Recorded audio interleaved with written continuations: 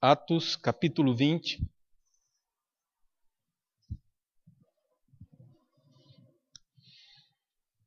Convido a igreja que leamos todos o verso 24,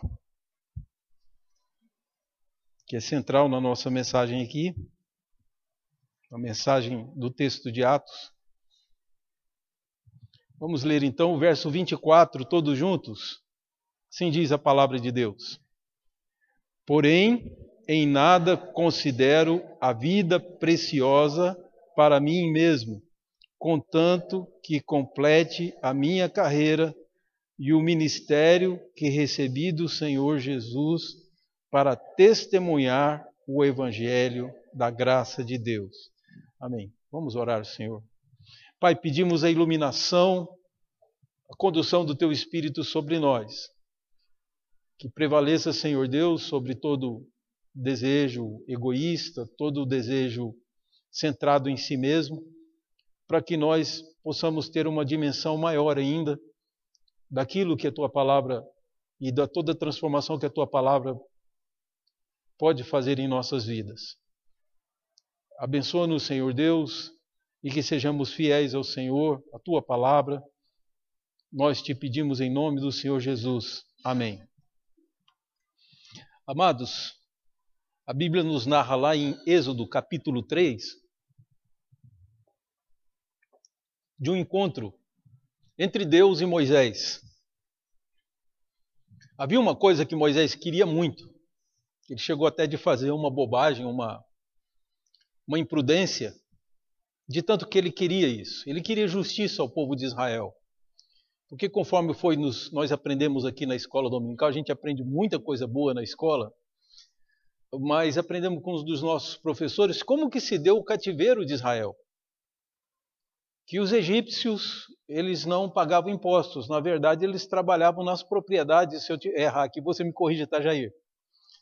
Então, os egípcios, como pagamento de impostos, na verdade, trabalhavam nas propriedades por um mês, digamos, um período curto de tempo, e aquela era a contribuição. Nós brasileiros trabalhamos aí quase um semestre inteiro, né? Perto de 4 a 5 meses, é o nosso trabalho para pagar os impostos. O egípcio pagava ali um mês de trabalho nas propriedades de Faraó.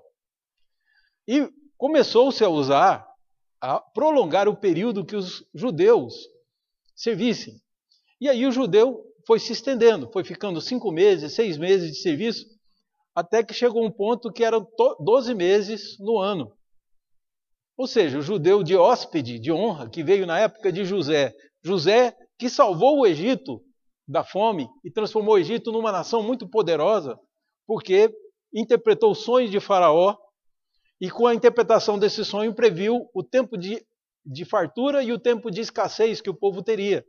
Assim o Egito guardou em celeiros, foi administrado por José, ou seja, deviam ao hebreu José o Egito ter se tornado uma grande potência na época. Então, agora Faraó não quer de forma nenhuma que o hebreu seja equiparado ao egípcio, e aí ele transforma os egípcios, os hebreus, em escravos especialmente de Faraó. Daí nós entendemos o que Deus está chamando Moisés, porque quando Moisés era 40 anos mais novo, ou seja, ele tinha 40 anos de idade, ele percebeu um egípcio surrando um hebreu. Ele então partiu para fazer justiça com as próprias mãos e matou o egípcio. Enterrou o corpo. A Bíblia até diz que ele olhou de um lado, olhou de outro e não viu ninguém. Então ele foi e matou. Só que depois ele descobriu que mais gente sabia. Como disse o meu professor, hoje ele é pastor do Rio de Janeiro, mas foi o meu professor de História e Geografia Bíblica. Ele diz, Moisés olhou para um lado, olhou para o outro e esqueceu de olhar para cima, né? Porque Deus viu tudo o que ele fez. E quando Moisés soube que mais gente sabia do homicídio que ele havia cometido para justiçar um hebreu, Moisés foge para o deserto de Midian. E já com seus 40 anos ele encontra aquela que viria a ser sua esposa, uma midianita, e ele se casa com ela, Zípora. O nome Zípora quer dizer passarinho, né? Zípora é pássaro, Zípora é a passarinha fêmea, né? E aí Moisés se casa com essa mulher, tem 2 filhos com ela, mas enquanto ele é pastor de ovelhas, ele sai para o campo para fazer o seu pastorado, agora com 80 anos, fazia 40 anos do seu homicídio. Eu não sei se no Brasil isso já prescrevia, mas no Egito, pelo jeito, não, né? E aí o que ele faz? Ele entra e ele observa uma coisa curiosa. Um arbusto pegava fogo, mas as suas folhas não ficavam secas com fogo. O arbusto pegar fogo no deserto não é nenhuma novidade. Mas as folhas não se secarem, isso era. Então era um fogo que não estava consumindo o arbusto. E ele se aproxima daquilo para ver, e aí ele descobre que era Deus falando com ele. E é interessante que a notícia que Deus vem dar é o seguinte: eu te chamei, eu escolhi você, para que você vá a Faraó e diga para libertar o povo. É interessante, queridos, que Moisés coloca 4 obstáculos para Deus, faz 4 perguntas e observações, tentando convencer a Deus de que ele não era o homem mais certo para libertar. E o que seria de nós, o que seria da história, não tivesse Deus imposto? E Deus, então, a última palavra de Moisés foi: o Senhor manda qualquer um que o Senhor quiser, menos a mim. O Senhor quer me mandar, esquece isso. E Deus disse: não, vai você mesmo. E Deus determinou e Moisés acabou indo. E o resultado nós conhecemos. Tanto Israel foi livre do Egito, como é notória a história, a tal ponto que o filme 10 Mandamentos foi, na época que foi lançado no cinema a primeira vez, foi um dos maiores recordes, e até hoje ainda é contado de bilheteria. Tanto que essa história provoca comoção, tanto que ela é atraente. E Moisés, então, passa a ser um personagem de cinema também. Não, nem ele fazia ideia que estaríamos falando sobre ele em 2018 depois de Cristo. Ele que viveu 1400 antes de Cristo. Agora, 2018 depois de Cristo, ele ainda é assunto. Ele é permanente. Então ele não tinha ideia do que Deus ia fazer, que o nome dele extrapolaria a sua própria vida. Moisés morreu com 120 anos, mas há milhares de anos que Moisés é um dos assuntos principais. Moisés tendo ido, e Deus determinado que Moisés fosse, só para o irmão ter ideia, as 3 maiores religiões do mundo consideram Moisés como um dos maiores profetas. A maior religião do mundo, que é o cristianismo, entende que o que Moisés escreveu é palavra de Deus e que é para ser observado. Segunda maior religião do mundo, que é o islamismo, diz que Deus se manifestou por 3 grandes profetas. O primeiro deles foi Moisés, o segundo Jesus e o terceiro Maomé. Portanto, Moisés é também celebrado entre os muçulmanos como grande profeta de Deus. Ele não tinha nem ideia de que seria uma pessoa das mais influentes. Há muita gente da nossa geração que não vai ter a influência na história que Moisés teve. Então, Deus estava certo de impor a Moisés. Mas é que Deus nos chama para fazer uma obra maravilhosa também. Não tenha dúvida que a sua vida tem um propósito maravilhoso. A grande questão é que nós temos um instinto de preservar a nossa vida como se Deus fosse uma ameaça. E quando Deus nos chama, a gente diz: eu não, Senhor, qualquer um menos eu. Não nos envolvemos, a igreja é de Jesus, não é nossa, as programações da igreja são da igreja, não são nossas, nós não temos nenhuma identificação e depois queremos receber as bênçãos que o Senhor despejará sobre sua igreja. Pois eu gostaria de coração que, à medida que estudarmos um pouco sobre a postura de Paulo a respeito da sua própria vida, a respeito da sua razão de viver, que nós nos identifiquemos com ele e saibamos que Deus tem uma vocação, um chamado e distribuiu dons entre nós. E se não fizermos o que estamos dizendo, além de desobedecer a Deus, deixaremos a igreja desfalcada, porque somos aqueles que Deus chamou para isso. Portanto, aqui o que nós temos diante de nós? O apóstolo Paulo está em Mileto, e estando em Mileto, soube por profecias, o Espírito Santo advertiu seu coração que ele seria preso em Jerusalém, que dali Deus estava mandando ele a Jerusalém, e que ele seria preso e teria angústias e cadeias. Então, para confortar seu coração, Paulo manda chamar os pastores, presbíteros de Éfeso, para encontrarem com ele. Homens que foram companheiros durante o tempo que Paulo cuidou da igreja de Éfeso. E ele tinha algumas instruções para dar, mas também essa notícia de que não veria mais o rosto desses irmãos. E é interessante que os presbíteros, ao contrário de dizer, não, Paulo, vai lá e faz o que Deus te mandou, eles começam a chorar, abraçar Paulo e beijá-lo, pelo carinho que tinham, deviam suas próprias vidas, deviam à existência da excelente igreja de Éfeso, a Paulo ter sacrificado suas horas, seus dias, sacrificado prazeres e a busca de um sucesso pessoal, tudo isso Paulo sacrificou para cumprir o que Deus havia mandado e para ter uma igreja em Éfeso. É por isso que esses homens estão tristes, porque não verão mais o rosto de Paulo, e abraçam ele e beijam, como beijassem um pai, como é o costume entre os judeus, como é o costume também entre os gregos, se despedindo dele. E ele disse, por que vocês fazem isso? Porque vocês estão me constrangendo o coração. Eu não vou deixar de ir a Jerusalém. Porque Paulo não tem dilema nenhum. Mas o dilema que qualquer um enfrentaria é o seguinte, salvo a minha vida, preservo isso, eu sou útil para a igreja de Éfeso, eu sou útil para a proclamação do evangelho no mundo, e com essa desculpa ele deixaria de ir a Jerusalém porque sabia que seria preso. Mas ele tinha uma ordem de Deus. E nós estamos, queridos, não tenho dúvida, e sempre nesse contexto. Ou você escolhe satisfazer a si mesmo, ou você sujeita a sua vida a Deus. Ou você, de alguma forma, se sujeita a Deus, se submete a Ele, ou então, para preservar a sua própria vida, preservar alguns prazeres que você gosta, preservar algumas coisas da sua vida, ser senhor de si mesmo, você desobedece a Deus e deixa de cumprir o propósito dele. Estamos sempre isso. Adão, vendo que a fruta era boa para dar entendimento.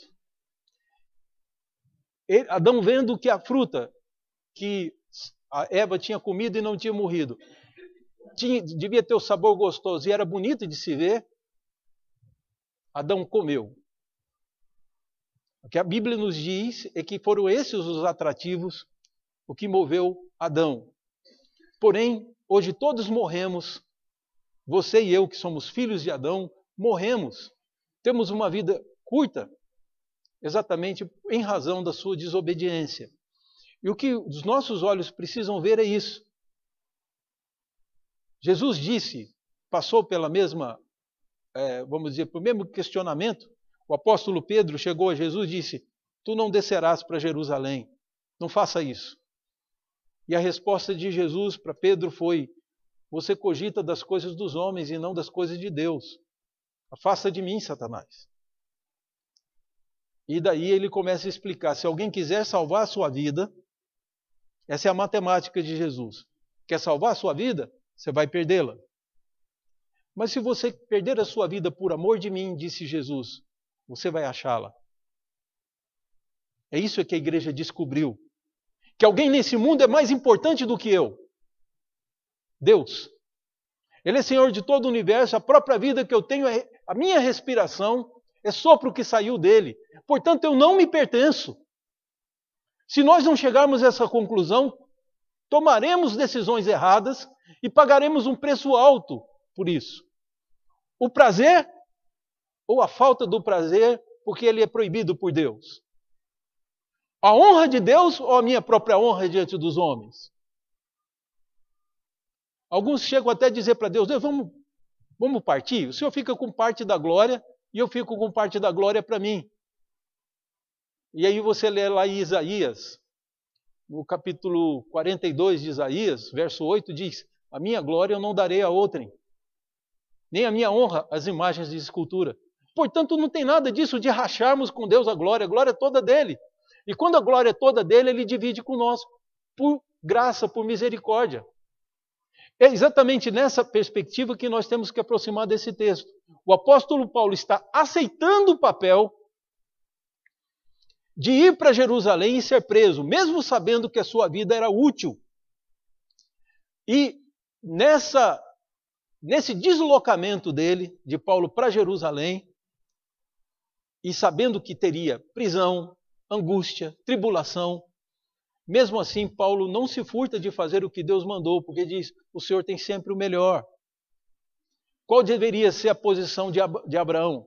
Dizer a Deus, não vou sacrificar Isaac, é o único filho que eu tenho. O Senhor me prometeu um filho, então agora não tenho direito, o Senhor não aceita sacrifício humano. Eu sacrifico outra coisa qualquer que o Senhor quiser, outro animal. Mas meu filho não. A Bíblia diz que ele não resmungou, não retrucou Deus, pelo contrário, fez exatamente o que o Senhor mandava.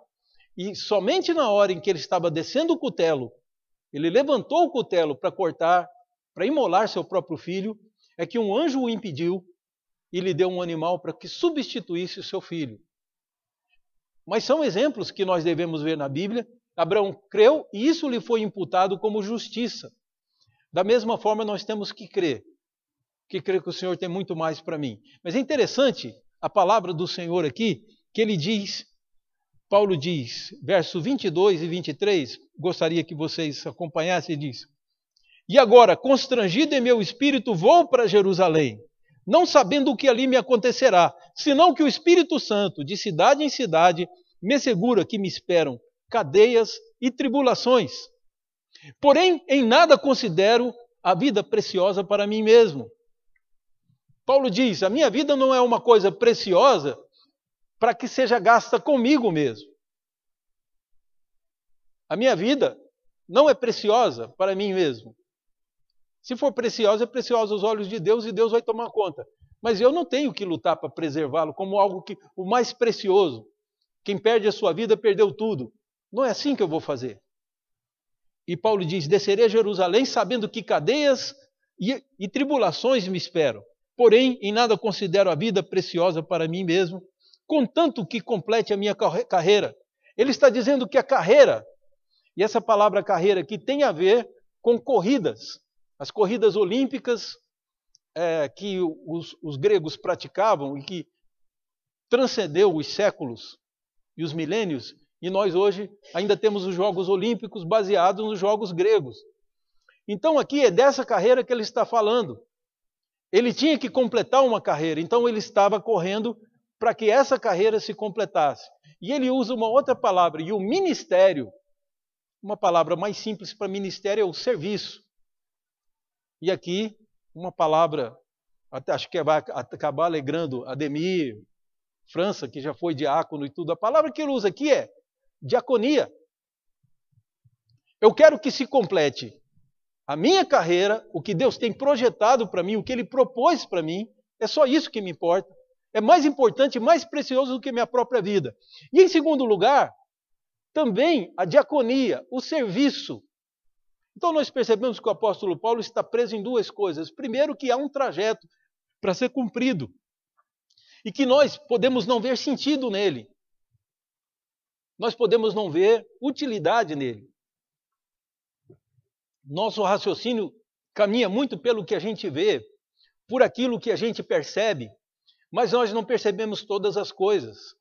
Deus tem uma carreira proposta a cada um de nós. Porém, ela vai ser, muitas vezes, um absurdo para nós, porque você não é Deus, nem eu sou Deus. Então é evidente que eu vou olhar para a minha carreira e ter alguns absurdos.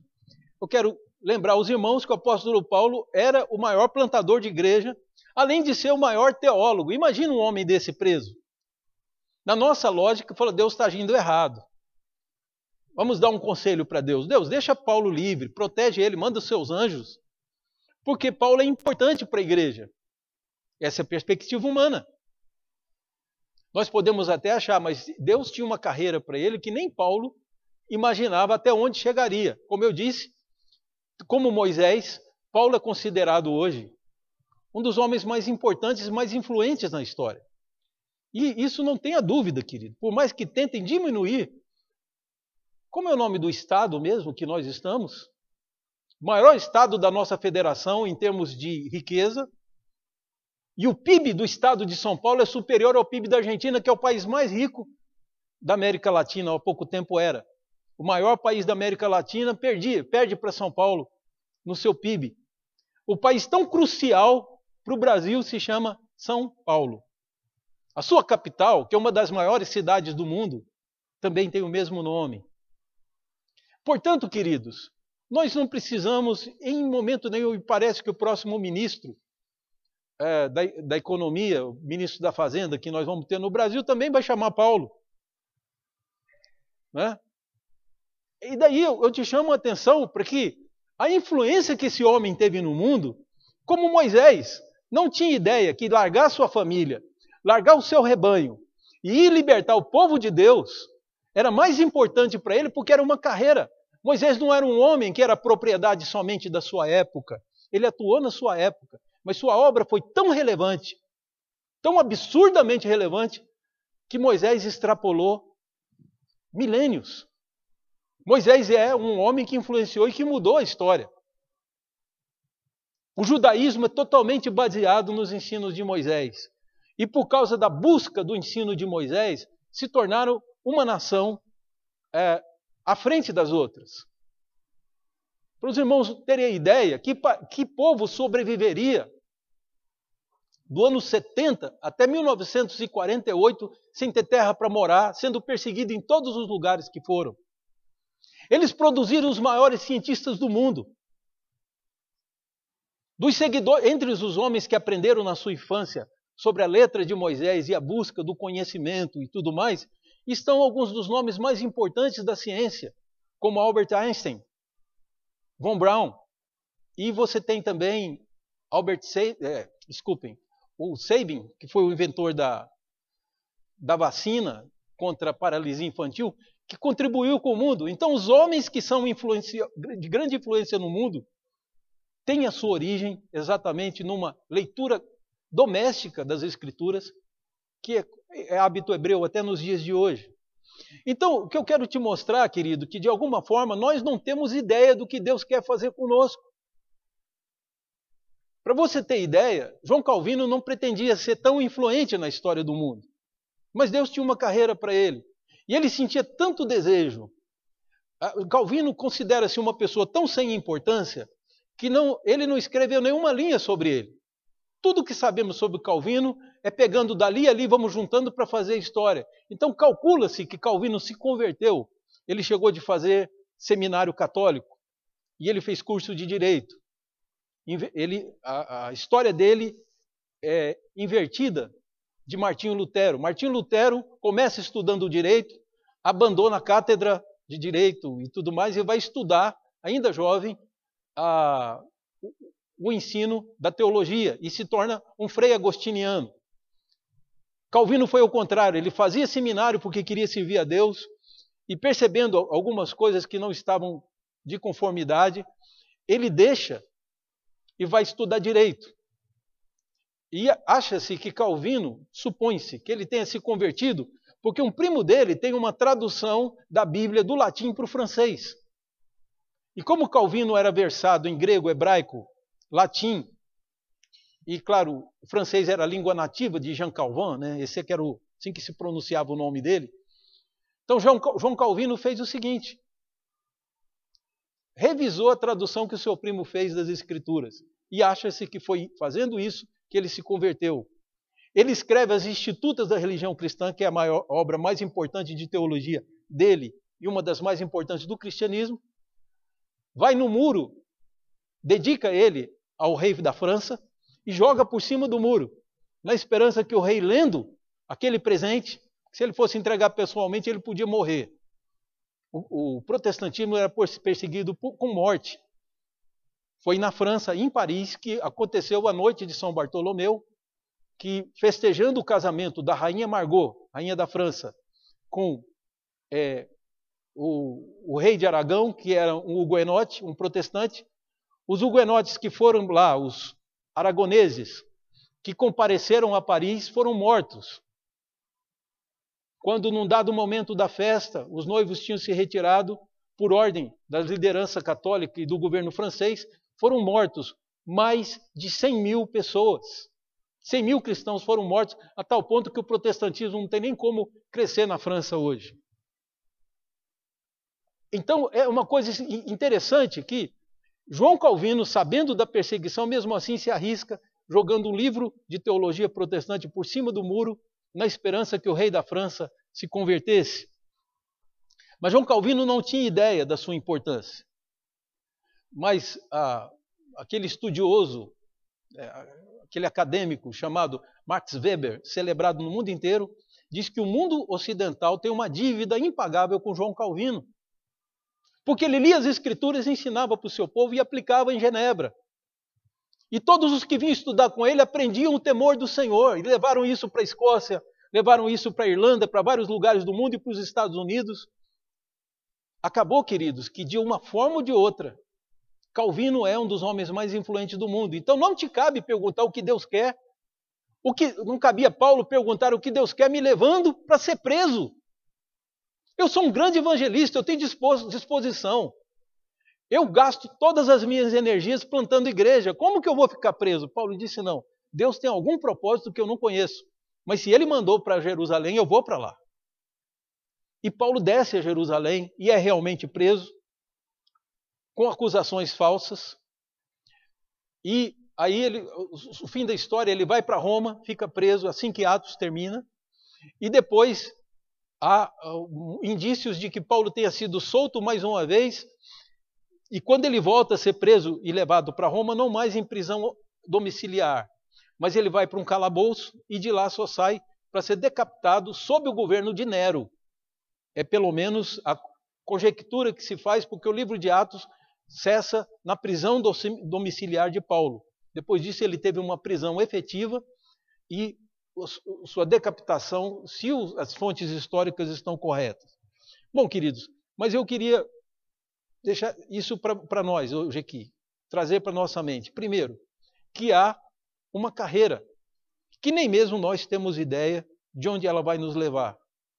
Jesus, Moisés, Paulo, são demonstrações de que Deus quer fazer através de nós muito mais do que nós pensamos. O que eu preciso é me submeter a Deus. A história extraordinária de orações que foram feitas e atendidas. Uma delas que eu gostaria de contar é do início do chamado movimento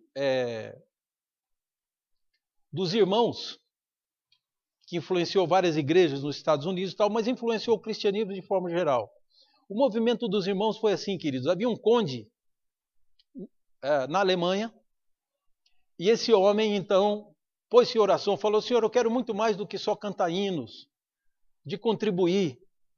Eu quero servir ao Senhor de forma mais efetiva. Me mostra uma coisa que eu preciso fazer. Ele fez essa oração e alguém bateu na sua porta, ele abriu. Eram irmãos que tinham sido expulsos da sua terra, os irmãos moravianos, porque eram cristãos. E disseram, nós não temos onde morar, nós não temos terra. Então ele falou, vocês vão ficar na minha terra. E ele fez ali, tipo uma comunidade, onde os irmãos moravianos se dedicavam à oração, a cantar hinos a Deus e também a trabalhar na lavoura para obter o seu sustento. Esses irmãos moravianos influenciaram tão fortemente com as suas orações do Ocidente que não podemos dizer que eles são pessoas que tiveram um papel meramente da sua época. Mas tudo o que acontece, querido, influencia na geração futura. E é isso que Deus quer para Monte Sião. Se nós não formos um punhado de indivíduos que não querem nada com o outro, mas se queremos fazer junto a vontade de Deus e buscar o que o Senhor quer de nós, aí a nossa carreira se completa. E é também a outra palavra que é usada aqui, que eu queria que você pensasse com muito carinho, é a palavra diaconia, serviço, ministério. O serviço realmente demanda que eu faça sacrifícios, né? Até a Monique podia dizer isso. Como que se obtém um título sem sacrifício? Sem perder horas que os outros estão gastando com lazer, estão gastando vendo filme, passeando, e a pessoa sentada nos livros. Por quê? Porque vai ser útil isso no futuro. Toda a tese, a ideia é essa, a tese de doutorado, ela tem que ser de um assunto que não foi tratado. Por quê? Porque ela vai trazer uma contribuição. Não é mais ou menos isso? Acho que eu não estou errando muito. Por quê? Porque o mundo precisa evoluir no seu crescimento. Grande parte da população está envolvida consigo mesma. Mas algumas pessoas estão preocupadas com os outros. E daí é preciso que nós tenhamos ideia do que fazer. Eu tive o prazer de ser pastor. No período que aconteceu esse episódio, eu não era mais pastor dela, mas fiquei sabendo. Uma irmã muito querida minha, chamada Dona Terezinha, a Celeide deve lembrar muito dela também, porque também, tenho certeza, ama muito. Dona Terezinha é uma pessoa de uma integridade, uma pessoa tão honrada, né? Ela é de cor negra, mas você fala com ela, você sabe que você está falando com alguém que tem uma nobreza. Palavras muito bem escolhidas e um coração, um silêncio ensinador. Dona Terezinha é uma das mulheres que eu posso dizer que eu tive honra de ser pastor dela. E a Dona Terezinha um dia me chama na sua casa para contar, para pedir ajuda.